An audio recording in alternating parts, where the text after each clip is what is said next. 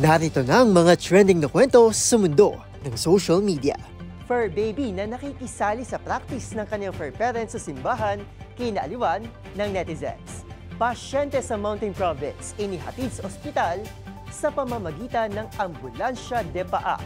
Hindi pangkaraniwang uri ng halaman muling nadiskubre sa Masunggi Geo-Reserve makalipas ang 130 taon. Ilang estudyante ng Bicol University isinugod sa ospital matapos mawala ng malay dahil sa smoke bomb na ginamit sa kanilang sports fest. Lalaki sa India, nagkunwaring patay para malaman kung ilan ang dadalo sa kanyang lamay. Mayroon pang isang dahilan, ano kaya? Miss Grand Panama 2025, pinalakpakan sa kabila ng hindi sinasadyang awkward moment sa MGI Top 20 announcement. At selfie song hitmaker Davey Langit, pumanaw sa edad na 38.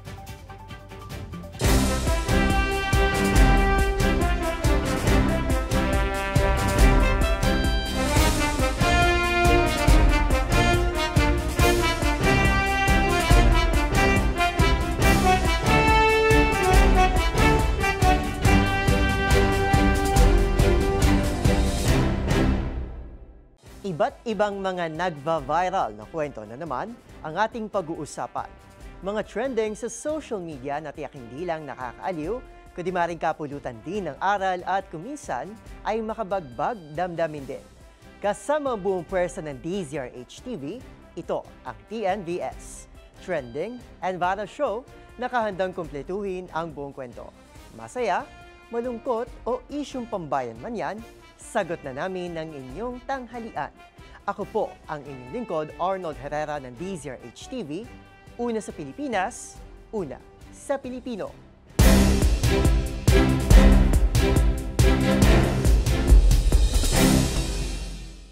Para sa ating unang istorya ngayong tanghali, pinusuan ng maraming netizens ang tila pagsapaw ng isang fur baby habang nagpa-practice ang kanyang fur parent kasama ang kinabibilangan nito choir group. Ang fur baby, sinaway ang mga choir member, bagay na mas lalong kinaaliwan ng mga netizen. Ang cute na reaksyon ng asong si Poching, panoorin sa report ni James Galangue.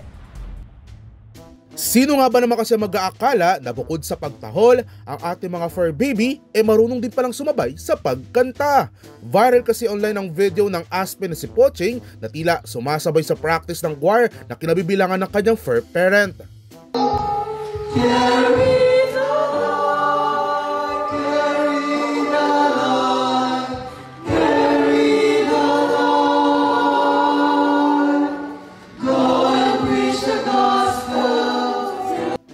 Pero ang mas lalong nagpaantig at nagbigay aliw sa mga netizen, ang fur baby habang kumakanta ay sinaway pa ng nagtuturo at nagpakita umano ng cute na reaksyon.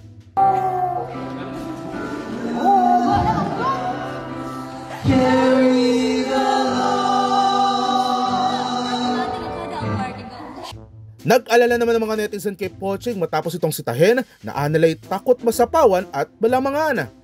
Habang pabirong hilit naman ng isang netizen, sintonado daw umano ang lahat ng kumakanta maliban kay Poching. Samantala, paliwanag naman ng mga eksperto, kumakahol umano ang mga aso sa tuwing naririnig nila ang mga matataas na tono na para sa kanila ay isang uri ng pagtahol na kung kaya't sumasabay ang mga ito. Kabilang na rin ang mga intensity music na siyang nagtutulak sa kanila na tumugon ng kusa para makakuha ng atensyon o dahil nakikita nila ito bilang isang paraan ng komunikasyon at pakikipag-ugnayan. Ang video humakot na ng mahigit 310,000 views at mahigit 66,000 reactions sa TikTok. Para sa DZRH TV, ito si James Galangue, una sa Pilipinas, una sa Pilipino.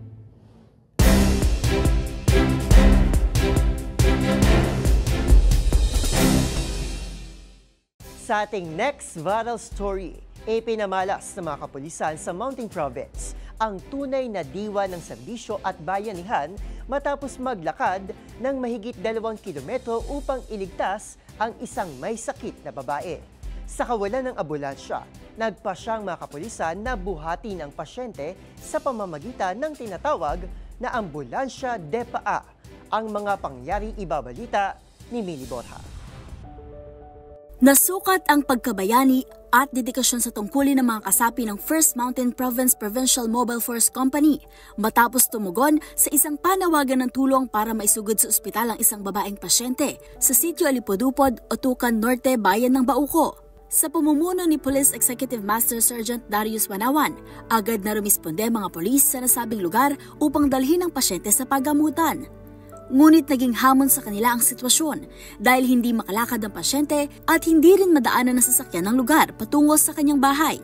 Sa kawalan ng ambulansya o anumang sasakyan maaaring makatawid sa matarik na daan, nagpasya ang mga pulis na gawin ang tradisyonal na paraan ng pagliligtas, ang tinaguriang ambulansya de paa. Sa kabila ng matarik na daan, nagtulong-tulong ang grupo upang makarating sa National Highway na tinatayang mahigit 2 kilometro ang layo.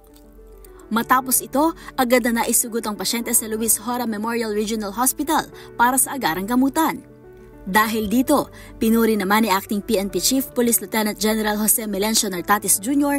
ang ipinamalas na kabayanihan at kabutiang loob ng mga pulis at hinimok ang iba pang miyembro ng PNP na gawing inspirasyon ang kanilang halimbawa sa patuloy na pagsisilbi sa bayan.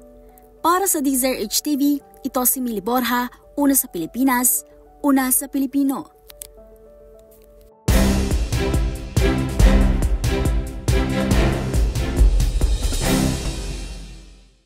Sa ating next trending story, isang tagumpay na naman sa larangan ng siyensya at botanika. Kamakailan, isang rare plant ang muling nadiskubre ng mga siyentipiko sa Masungi Georeserve sa Rizal. Ang halaman, huli pang naitala na nakita 130 taon na ang nakalilipas. Ang iba pang detalye sa report ni Rose Babiera. Sa hindi inaasahang pagkakataon, muling nadiskubre ang isang hindi pangkaraniwang uri ng halaman o rare plant species sa ating bansa na pinaniniwalaang huling naitalang eksistensya 130 taon na ang nakakalipas. Ito ang Exacium loheri clack na unang nadiskubre ng Swiss botanist na si August Loher noong 1895. Ayon sa tala, ito ay lost species o hindi na nakita pang tumubo. Pero ngayong Oktubre 2025, kinumpirma ng mga sayantipiko mula sa Universidad ng Pilipinas at Philippine Normal University ang muling pagkatuklas nila sa halaman. Sa isang pag-aaral na pinamagatang Notes on the Poorly Known Exacium loheri and the Key to the Philippine Species of Exacium na inilathala sa Philippine Journal of Science, ibinahagi ng mga may akda na sina Jason Mansibang, Lawrence Jacob Alterado, Aaron Gabriel Espinosa at Erwin Blancaflor ang kauna-unahang litrato na siyang nagdo-document ng Exacium loheri sa bansa. Batay sa kwento, natagpuan nila ang halaman habang sila ay nagsasagawa ng survey ng mollusk sa bahagi ng 600 steps sa Masungi Georeserve sa Baras sa Tanay Rizal. Ang Masungi na may lawak na 2,700 ektaryang lupain ay tahanan ng higit sa 400 species ng flora at fauna. Dito rin ay itala ang pag-usbong ng mga ilang prehistoric plant species. At ngayon, ang tanging lugar kung saan matatagpuan ang rare plant na Exacium loheri. Gayunpaman, ipinabatid ng mga mananaliksik na humaharap ngayon ang naturang halaman sa mga banta, lalo't ito isang rare species at restricted ang distribution nito. Ang muling pagkatuklas sa hindi pangkaraniwang halamang ito ay nagpapayabong sa pag-aaral ng botanika at sa biodiversity database ng bansa. Para sa DZRH TV, ito si Rose Babiera. Una sa Pilipinas, una sa Pilipino.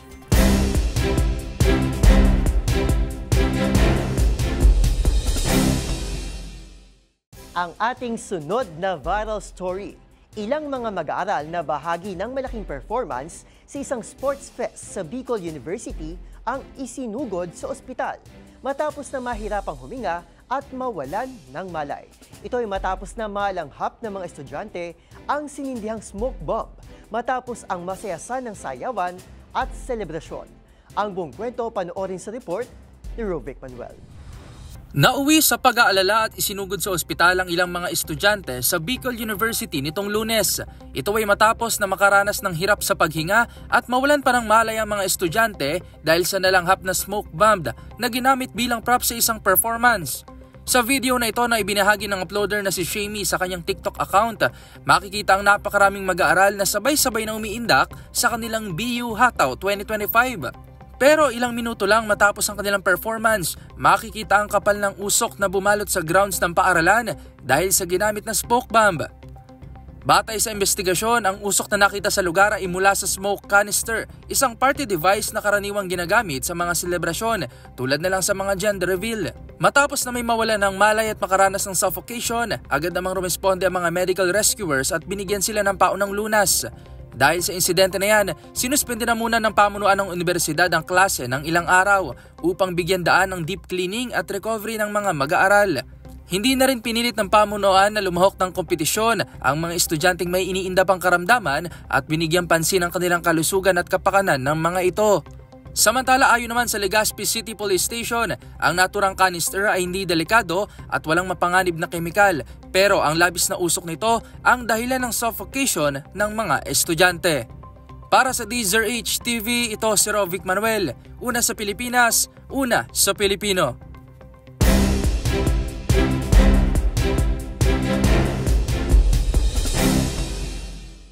Sa ating sunod na istorya, sabi nila, people will mostly show their love kung ikaw ay nasa huling hantungan na. Bagay na tila sinubukang alamin ng isang lolo sa India, kung saan pineke nito ang kanyang pagkamatay upang malaman kung ilan ang bibisita sa kanyang lamay. Pero wag agad i-judge si tatay dahil sa kabila ng kakaibang paandar na ito ay mayroon palang dahilan kung bakit niya ito ginawa. Kung ano yan, panoorin sa report ni Dustin Bayog. Nabigla ang mga residente sa pamayanan ng Konshi sa Bihar State ng India sa balitang namatay si Mohan Lal na dating membro ng Indian Air Force. Sa kanyang mismong araw ng libing ay marami ang nakisa sa prosesyon hanggang sa pagdating nito sa crematorium. Pero bago pa man isagawa ang cremation ay bigla na lamang bumangon si Mohan dahil hindi pala ito totoong patay. Ayon sa kanya, ay ginawa niya ito para malaman kung ilan ang dadalo sa kanyang lamay o gaano karami ang nagmamahal sa kanya. Upang may sagawa ito, ay nagpatulong ito sa kanyang mga kamag-anak na ipakalat sa mga residente ang kanyang pagkamatay. Matapos na may paalam na hindi totoo ang kanyang pagkasawi, ay nagsagawa naman ito ng isang pigi na pinagsaluhan naman nilang lahat. Samantala ayon kay Mohan, ay meron pa itong isang dahilan. Dahil sinabay niya ito sa inaugurasyon ng kanyang pinatayong pasilidad na Muktidham o isang cremation ground upang matugunan ang kanilang problema pagdating sa mga funeral. Gamit ang kanyang savings, itinayo niya ito kung saan meron itong cremation shed, sitting space at platform na paglalagyan ng malabi at mayroon ding hand pump para sa tubig. Kaya para sa mga residente, ang kanyang pagpeke ng kamatayan ay isang gesture of service dahil kaya rin ito bilang respetado at matulong sa ibang tao sa iba't ibang mga paraan. Para sa DZRH TV, ito si Dustin Bayog, una sa Pilipinas, una sa Pilipino.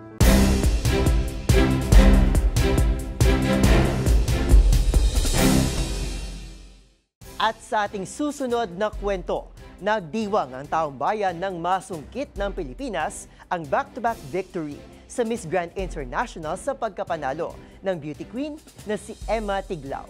Pero bago ang tagumpay na ito, nalagay naman sa alanganin si Miss Grand Panama matapos nitong magkamali at umabante sa entablado kahit hindi siyang tinawag na host na pasok sa top 20 ng kompetisyon.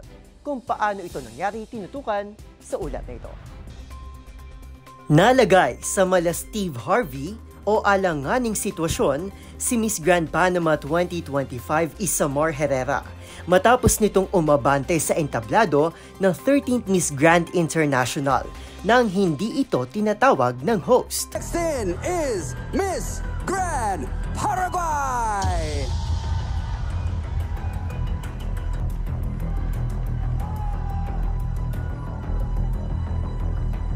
Congratulations to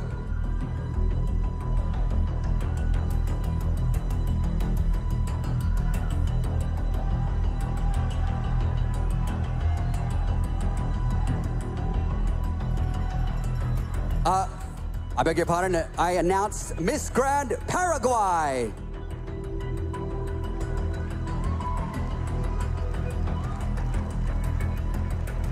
There is a lot of noise in this hall, packed filled with fans from all over the world.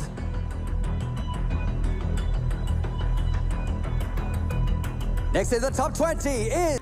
Naganap ang kontrobersyal na eksena nang ianunsyo ng host na si Matthew Dean ang bansang Paraguay bilang isa sa top 20 finalist ng kompetisyon. Taas noo at nakangiti pa itong rumampas sa harap ng walang kamalay-malay na Paraguay palang tinawag at hindi Panama. Ilang segundo rin ang inabot bago nilinaw ng host na si Miss Paraguay Cecilia Romero ang kanyang tinawag, kaya't napilitan si Herrera na bumalik sa kanyang pwesto. Sinubukan pang pagaanin ng host ang sitwasyon at pasimpleng sinabi na sadyang maingay ang venue, kaya't marahil ay hindi may iwasan ang nangyari. Sa kabila ng honest mistake ni Miss Panama, hindi ito pinagtawanan at sa halip ay pinalakpakan pa ito, hindi lang ng audience, kundi maging ng kapwa niya beauty queens. Sa katunayan, dumagsa pa lalong suporta at pagbati sa kanya ng pageant fans mula sa iba't ibang panig ng mundo. Hindi raw kabawasan sa kanyang pagiging beauty queen ang isang munting pagkakamali at pinatunayan niya ito sa mahinahon at matapang na pagharap at pagtanggap sa kontrobersyal na sitwasyon. Para sa DZRH TV, ito si Arnold Herrera. Una sa Pilipinas, una sa Pilipino.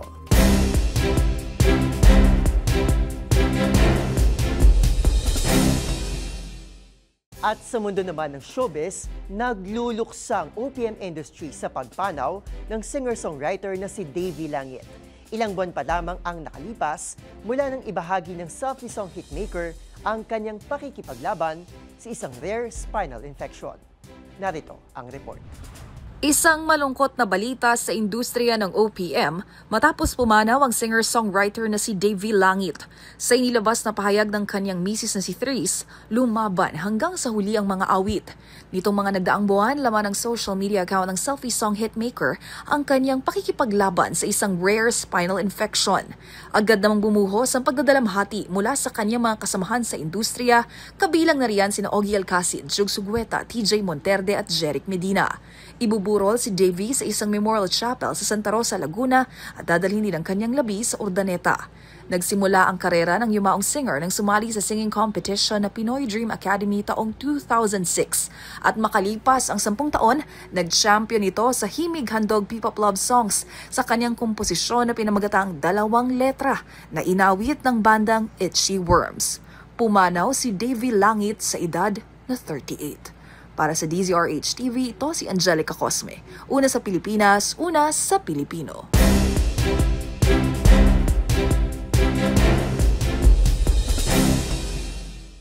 At yan ang mga kwentong kinagiliwan, pinusuan at gumawa ng ingay sa social media. Kung meron din kayo makatulad na istorya, ay i-share nyo na yan sa ating comment section o di naman kayo itag nyo kami sa TikTok at DZRH News. Maraming salamat po sa inyong patuloy na pagtangkilik sa ating programa.